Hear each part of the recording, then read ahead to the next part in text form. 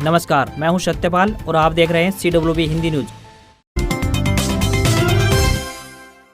Haryana cabinet की बैठक 19 अक्टूबर को लिए जाएंगे कई अहम फैसले। हरियाणा मंत्रिमंडल की अहम बैठक 19 अक्टूबर को बुलाई गई है। हरियाणा के मुख्यमंत्री मनोहर लाल खट्टर की अध्यक्षता में आयोजित होने वाली इस बैठक में हरियाणा सचिवालय के चौथे फ्लोर पर दोपहर 12 बजे बैठक संपन्न होगी। बैठक में हरियाणा मंत्रिमंडल समूह के सदस्य प्रदेश में विकास और कई विभागों को लेकर अहम फैसले ले सकते हैं। फिलहाल ग्राम पंचायत और आदमपुर उपचुनाव होने के कारण कोई बड़ी घोषणा तो नहीं की जा सकती, क्योंकि प्रदेश के ग्रामीण क्षेत्र में आचार संहिता लागू है। लेकिन प्रदेश के शहरी क्षेत्र को लेकर हरियाणा सरकार विकास को गति देने के लिए विभिन्न विभागों के कामकाज की समीक्षा के बाद कुछ निर्णय ले सकती है।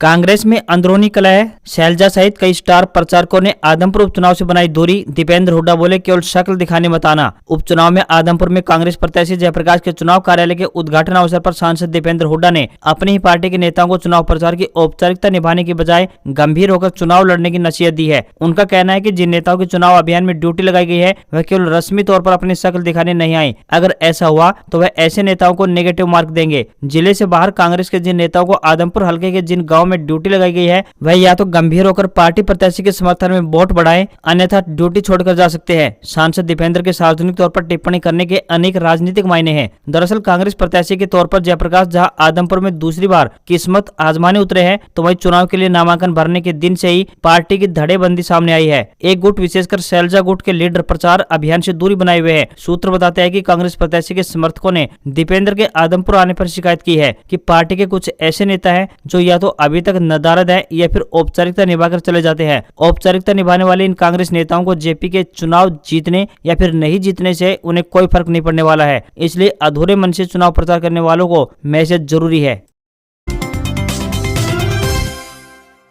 पंचायत चुनाव अपडेट। हरियाणा की इन पंचायतों में सर्वसम्मति से महिला सरपंचों के नाम पर बनी सहमति। हरियाणा पंचायत चुनाव में जींद जिले के गांव दरौली खेड़ा में ग्रामीणों ने सर्वसम्मति से सरपंच बनाने का फैसला लिया है। गांव का सरपंच पद महिला के लिए आरक्षित होने पर सुमन पत्नी राजेश कुमार के नाम की सहमति का फैसला गाँव की मेन चौपाल में हुई पंचायत में लिया गया। दरौली गाँव में पहली बार सर्वसम्मति से सरपंच बनाने का फैसला लिया गया है। चुनाव के दौरान गाँव की गिनती संवेदनशील गाँव में आती थी। यहाँ पर सरपंच पद को लेकर कांटे का मुकाबला होता रहा है। गाँव के भाईचारे की पंचायत सर्वसम्मति से सरपंच बनाने का बड़ा फैसला लेकर भाईचारे की मिसाल कायम करने के साथ साथ दूसरे गांव के ग्रामीणों को भी संदेश जारी किया है कि सरपंच के नाम पर सर्वसम्मति होने पर गांव में भाईचारा बढ़ता है। वहीं दूसरी तरफ जींद जिले के खंड अलेवा में 170 साल पूर्व बसे असनपुर गांव में भी पहली बार महिला सरपंच का सर्वसम्मति से नाम तय कर लोगों ने भाईचारे की मिसाल कायम की है। गाँव में सभी पंचों के पदों पर भी सर्वसम्मति से नाम तय किए गए हैं। गाँव में पहली बार है कि सर्वसम्मति से सरपंच तथा पंचों के नाम तय किए गए हैं। इससे पहले हर बार पंचों तथा सरपंच पद के लिए चुनाव होते आए हैं। ग्रामीणों द्वारा महिला मीना को सरपंच पद का उम्मीदवार तय कर लिया है। पंचायती राज संस्थाओं के चुनाव नामांकन पत्र के दौरान पुलिस वेरिफिकेशन व डोमिसाइल सर्टिफिकेट की नहीं होगी आवश्यकता। हरियाणा राज्य निर्वाचन आयुक्त धनपत सिंह ने कहा है कि पंचायती राज संस्थाओं के चुनाव में अलग अलग पदों के लिए नामांकन कर रहे उम्मीदवारों को पुलिस सत्यापन प्रमाण पत्र देने की कोई आवश्यकता नहीं है। आयोग ने इस संबंध में कोई दिशा निर्देश जारी नहीं किए हैं। उम्मीदवार को महज खुद से सत्यापित एक शपथ पत्र यानी एफिडेविट देना होगा, जिसमें अपने से संबंधित सभी पुलिस केस की जानकारी उस शपथ पत्र में देनी होगी। इसी के आधार पर नामांकन भरा जा सकता है। धनपत सिंह ने कहा है कि पंच, सरपंच, पंचायत समिति सदस्य और जिला परिषद सदस्य के उम्मीदवार को मूल निवासी प्रमाण पत्र यानी डोमिसाइल सर्टिफिकेट देने की आवश्यकता नहीं है। जो भी उम्मीदवार चुनाव लड़ रहा है सिर्फ उसका नाम संबंधित पंचायत या पंचायत समिति व जिला परिषद की मतदाता सूची में दर्ज होना जरूरी है। धनपत सिंह ने चुनाव लड़ रहे उम्मीदवारों से अपील की है कि वे राज्य निर्वाचन आयोग द्वारा हिदायतों पर ही विश्वास करें, अन्य अफवाहों पर ध्यान न दें। धनपत सिंह ने कहा कि पंच, सरपंच, पंचायत समिति सदस्य और जिला परिषद सदस्य के लिए जो भी उम्मीदवार चुनाव लड़ रहा है उसे सिर्फ अपने से जुड़ा नो ड्यूज सर्टिफिकेट देना होगा। उस व्यक्ति पर यदि कोई देनदारी नहीं है तो वह चुनाव लड़ सकता है। एडमिशन इन आईटीआई में 6 चरणों के बाद भी नहीं भरी सीटें 7वें चरण में भी होंगे ऑन द स्पॉट दाखिले। कौशल विकास एवं औद्योगिक प्रशिक्षण विभाग द्वारा आईटीआई में अब 7वें चरण की दाखिला प्रक्रिया शुरू करने की घोषणा कर दी गई है। 5 चरण की सामान्य और छठे चरण में ऑन द स्पॉट दाखिला प्रक्रिया अपनाने के बावजूद आईटीआई में सीटें रिक्त होने के चलते 7वें चरण की ऑन द स्पॉट प्रक्रिया अपनाई जाएगी। सोनीपत जिले में 13 आईटीआई है, जिनमें मौजूदा समय की बात करें तो तकरीबन 30% सीटें खाली है। इसलिए 7वें चरण की प्रक्रिया अमल में लाई जा रही है। यह प्रक्रिया 19 अक्टूबर से शुरू होकर 30 अक्टूबर तक जारी रहेगी। शेड्यूल के मुताबिक जिन अभ्यर्थियों ने अभी तक आईटीआई में दाखिले के लिए आवेदन नहीं किया है, ऐसे विद्यार्थी भी 19 से 29 अक्टूबर तक आवेदन कर ऑन द स्पॉट दाखिला प्रक्रिया में शामिल हो सकेंगे। सैटेलाइट के माध्यम से रखी जा रही है फसल अवशेषों को आग लगाने की घटनाओं पर नजर। उपमंडल अधिकारी नागरिक लाडवा नसीब सिंह ने कहा है कि उपायुक्त शांतनु शर्मा के मार्गदर्शन व राज्य सरकार के दिशा निर्देश के अनुसार कुरुक्षेत्र जिले में फसल अवशेषों में आग लगाने के मामलों की हर से सैटेलाइट के माध्यम से निरंतर निगरानी की जा रही है। इतना ही नहीं, जहाँ पर भी आग लगाने की सूचना मिलती है वहाँ पर पहुंचकर मामले की जाँच कर फसल अवशेषों के अनुसार आग लगाने पर नियमानुसार जुर्माना भी लगाया जा रहा है। उन्होंने कहा कि कृषि विभाग की एक संयुक्त टीम ने लाडवा खंड के 12 गाँव का दौरा किया तथा जहां पर भी फसल अवशेषों में आग लगाई गई थी उसे तुरंत मौके पर ही बुझाया गया तथा उन लोगों पर जुर्माना भी किया गया। यही नहीं, हरसेक के माध्यम से सैटेलाइट के जरिए भी फसल अवशेषों को जलाने के मामले में हर वक्त निगरानी रखी जा रही है। दिवाली पर बत्ती नहीं होगी गुल, बिजली निगम ने बनाया प्लान, ट्रांसफार्मर जला तो तुरंत मिलेगा मोबाइल ट्रांसफार्मर। दीपावली पर्व पर रोहतक शहर में बिजली कट लगने से ब्लैकआउट की स्थिति न बने, इसके लिए बिजली निगम के अधिकारियों ने एक्शन प्लान के तहत तैयारी पूरी कर ली है। दीपावली पर्व पर ट्रांसफार्मर पर फॉल्ट आने से लगने वाले बिजली कट की समस्या को दूर करने के लिए मोबाइल ट्रांसफार्मर के साथ टीम को अलर्ट रहने की हिदायत दी गई है। फॉल्ट का मेंटेनेंस करने के लिए टीम को तकनीकी उपकरण सहित जरूरी मटेरियल उपलब्ध करा दिया गया है ताकि कर्मचारियों को ऑन द स्पॉट मरम्मत कार्य करने में परेशानी न आए। एक्शन प्लान के तहत सभी डिवीजनों के एक्शन और सब डिवीजन स्तर पर एसडीओ, जेई, लाइनमैन, फोरमैन सहित कंट्रोल रूम की टीम को अलर्ट रहने के निर्देश जारी किए हैं। वहीं दिवाली के दिन बिजली निगम के कर्मचारियों की अतिरिक्त ड्यूटी भी लगाई जाएगी। दिवाली की शाम 7 बजे से लेकर देर रात तक के लिए बिजली कर्मियों की अतिरिक्त ड्यूटी लगाई जाएगी ताकि कहीं आपात स्थिति में फॉल्ट आने पर तुरंत मौके पर पहुंचा जा सके। त्योहार के दिन सभी लोग परिवार सहित खुशियां मनाएंगे, वहीं बिजली कर्मी अपनी ड्यूटी पर रहेंगे। 5 साल ही रहेगा पंचायती राज संस्थाओं का कार्यकाल, इलेक्शन कमीशन के नाम पर वायरल हो रहा फेक लेटर। 2 दिन से हरियाणा राज्य निर्वाचन आयुक्त कार्यालय के नाम एक पत्र वायरल हो रहा है जिसमें इस समय चुने जाने वाले पंचायती राज संस्थाओं के जनप्रतिनिधियों का कार्यकाल 3 वर्ष के लिए निर्धारित किए जाने का उल्लेख है। पत्र में बताया गया है कि इस बार चुने गए प्रतिनिधियों का कार्यकाल 31 मार्च 2025 को समाप्त हो जाएगा। यह पत्र पूरी तरह से फेक यानी झूठा है। पंचायती राज संस्थाओं का कार्यकाल पूरे 5 साल तक रहेगा। राज्य के चुनाव आयुक्त धनपत सिंह ने बताया कि किसी शरारती तत्वों ने निर्वाचन आयोग के पत्र के साथ छेड़छाड़ करते हुए यह शरारत की है। उन्होंने स्पष्ट किया कि पंचायती राज संस्थाओं के कार्यकाल में कोई फेरबदल नहीं किया गया है। इस पत्र में पंचायती राज संस्थाओं के कार्यकाल को 3 वर्ष तक बताया गया है। धनपत सिंह ने बताया कि आयोग यह स्पष्ट करना चाहता है कि ग्राम पंचायतों, पंचायत समितियों व जिला परिषद सदस्यों का कार्यकाल 5 वर्ष ही रहेगा। सरपंच, पंच व पंचायत समिति सदस्यों व जिला परिषद समिति सदस्यों का चुनाव राज्य निर्वाचन आयोग द्वारा घोषित तय तारीखों पर होगा। सोशल मीडिया पर फैलाई जा रही अफवाहों पर ध्यान न दें।